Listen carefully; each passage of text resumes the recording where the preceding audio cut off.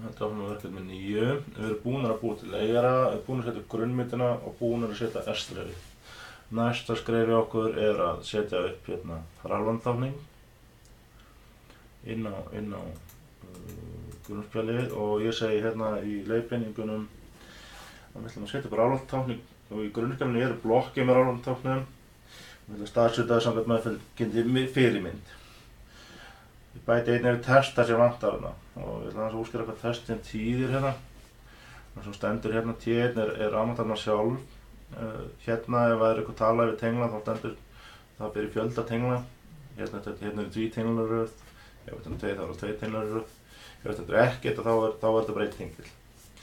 Og svo stendur hérna ABC við rofa.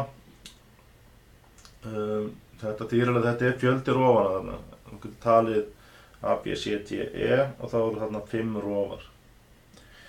Og svo stendur þarna þessi stafir og síðan við ljósatáknin hérna til dæmis. Þá eru tákn. Það segir til hvaða rofi kveiki hvaða ljós. Hérna til dæmis D og þessi ljós hérna kveikna þá saman náttúrulega með þessum rofa sem er hérna á þessum vegg. Síðan kemur hérna T1Q09 og þetta segir það að þetta rör er á leið í töflu T1. Við þurfum ekki að teikna striki hérna yfir en það er Ólfsmann sæði að gera það. Það er svolítið krót. Þetta rör er á leiðinni í þessa töflu eins og það áðan og er sett á grein Q09 í töflunni.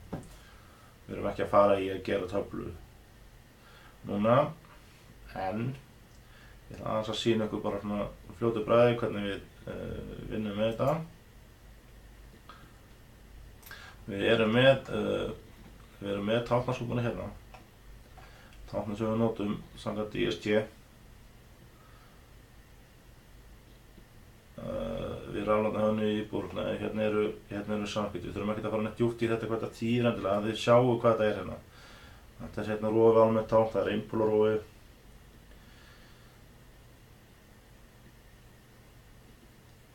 Hann stýrir vantarlega með þetta strik þýðir það sannlega. Einpólarofi með ljósi, svo er samrofi og krossrofi. Hérna ef þetta er dimmer eða ljósdeyfir og svo þetta er svona þrýsturofa sem fara tilbaka þegar þú ýtir á það. Svo eru einhverju tenglar hérna, þetta táknar fyrir jarðbundið tengil með loki.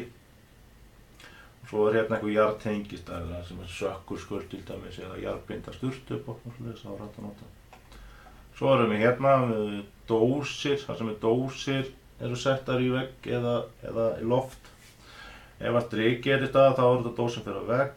Ef það er bara hringur þá er þetta dósir almennt á, þetta er oftast notað í loft til dæmis, dósar og það er bara loki yfir henni. Vegnastigum, þá er þetta notað stundum. Síðan kemur hérna, fyrir svo sem ekki þetta, ég ætla samt að sýna ykkur þetta.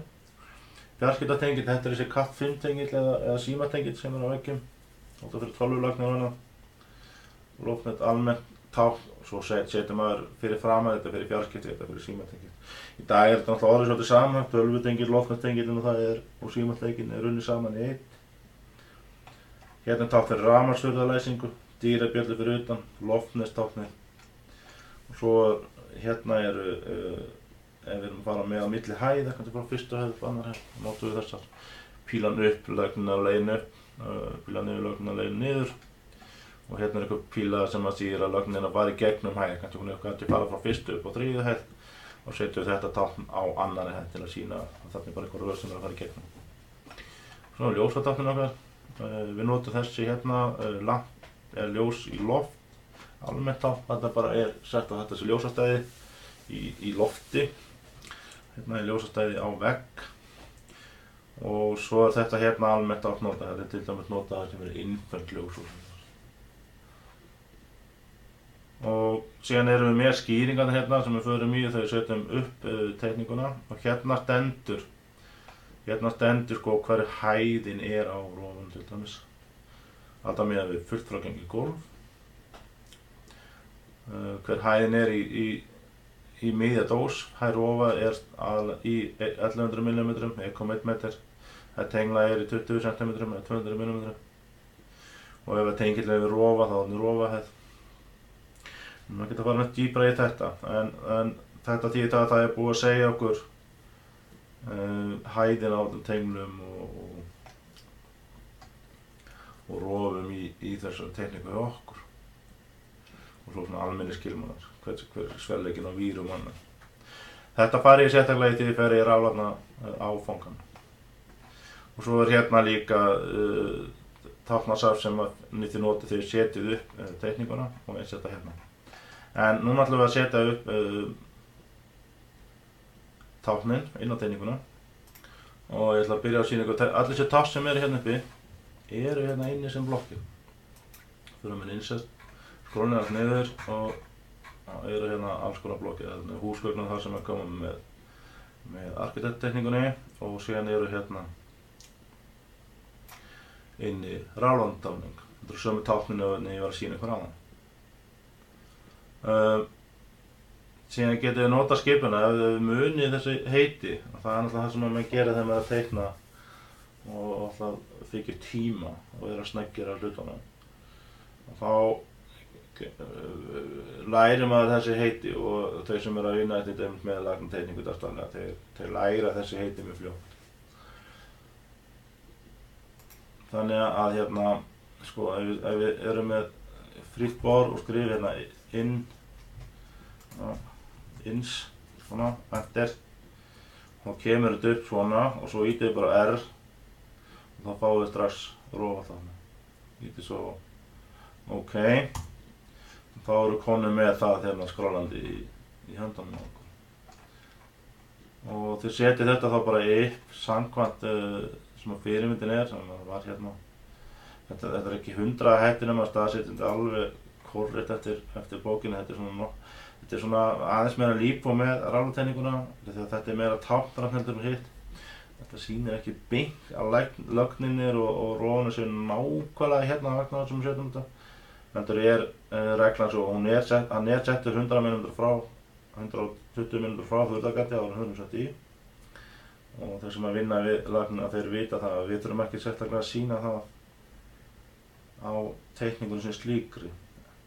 En ykkar hlutverk er sem sagt núna að raða upp rofunum og tenglunum öllum samkvæmt þessari fyrirmynd og svo förum við í þegar það er komið þá fer maður í því að saka röðurinn ekki fyrir. Maður byrjar á því að raða upp öllum hvar ertu að hafa ljósin og gera það alltaf samkvæmt þessari fyrirmynd hérna og hvar ertu að hafa hérna tengluna og passa ykkur á hérna er útutengil og síðan setjið þið upp hérna bókstafina við rófana og hérna við fjöldatengla og hérna sjáu þið hérna pínulítið drygg sett upp og 3 svo kópir þetta bara á milli tenglana. Hérna hefur verið 3 tenglar og svo fyrir við hérna yfir eldhúsið, það hefur verið 3 tenglar hérna líka. Það eru 2 tenglar hérna í herbergjunum, hérna er 2-faldur tengill og einfaldur, það er kannski ekki flóknast að raflagnin heimi en 2-faldur tengill, 2-faldur tengill og síðan sjáum við hérna hjá settur tengill við rófan og þá er tengillinn hérna í sömu hæð og rófinn. Það er hann sem í 1,1 metri yfir frágöngum gólfi, 1100 mm. Og ég ætla aðeins að renna yfir hvað þetta þýðir saman. Ég var búinn að fara yfir að þetta hérna er rafmagnstaflan sjálf. Þetta hérna er þá lögnin sem að fer í töfluna í T1 Q9 og þessi lögn, hún er þá hérna í þessari, þá segjum við þetta er fæðingin í töfluna, kemur hérna. Og síðan sjáum við hérna er loftaljósin A og það er B og það er eitthvað veggljós hérna C, 2 veggljós og D. Þetta hérna er á sömu greininni, sjáu þetta tengir saman hérna og þannig að þetta er á sömu grein. Eitthvað rofi hérna sem heitir U og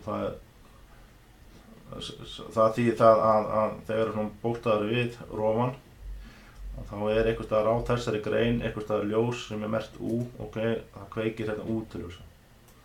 Það eru 2 útiljós hérna, eitt hérna og eitt hérna niðri. Síðan stendur hérna A, B, C, D, E og það er á þessari grein líka og hérna stendur líka A, B, C, D, E, ok. Þetta er táknin hérna fyrir samrofan sem þýðir það að þú getur slökkt ljósin A, B, C, D, E hérna með þegar þú kemur inn í stofuna og eins hérna við vegginn hérna inn í eldhúsið. Þú getur líka kveikt og slökkt þessu sömu ljós og þessi ABCD vísa þá á loftljósin hérna. Og það þetta að kveikja A-ljósið, þetta hérna, og B-ljósið, og C-ljósið og D-ljósið. Og veggljósið hérna, á þessari grein sem það tengir saman. Síðan kemur aftur ABCD hérna, og það þýðir það ekki að þetta hérna getur kveikt og slökkt þetta hérna ljós. En heldur þurfum við að skoða betur hvert liggur greinin. Hún liggur hérna upp. Hérna er ABC fyrirgefðu, og þá kveikir þá A-ljósin á þessari grein, ekki hérna. A, B og C. Og sama hérna mótið, þetta er ABC hérna, og þetta er táknum verið samrófa. Þannig að hún vinnur með þessum rófum hérna. Þannig að þú getur kveikt og slökkt á ljósunum, hvort sem við þessa rófa eða þessa rófa. Og eins með B og C ljósum. Þannig að þetta er ein grein hérna. Og svo kemur fæðingin hérna, ok, hún er að fara síðan töflu 1 og þá fer hún á grein Q7, Q07. Sama með herbergið, þetta er ein grein hérna, síðan kemur eldhúsið, það sem aðeins blotnara. Þá er hérna einhver, við kallum þetta ljósagrein, það sem eru bara ljós og tenglar eða ljósin á grein. Hérna er ABC á þessari grein, kveikir þessi A-ljós, þessi B-ljós og C-ljósi hérna fyrir sennilega aðrar undirskápur hérna, undirskápuljós. Og svo koma nokkri tenglar hérna sem eru fara beint í töfluna. Þessi hérna grein til dæmis T1Q1. Það þýðir það að þessi tengill hérna, hann er vantarlega ætlaður fyrir hellubor. Þetta er sérgreini fyrir hann. Og eins fyrir uppþvottavélina hérna. Og vantarlega þetta fyrir sennilega uppþvottavél hérna á sínum ofn og örbylgjuofn. Og svo eru settir hérna svona vinnutenglar og sessumar við eldhúsið. Þessi hérna 3 og þessi 3 tengdir saman og þeir eru á sérgrein. Þeir þola það aðeins meiri straum. Aðeins meiri notkun. Svona, þannig að þið fylgið þessu. Það eina sem við gerum núna er að fylgja og setja upp táknin og skýringartestanum.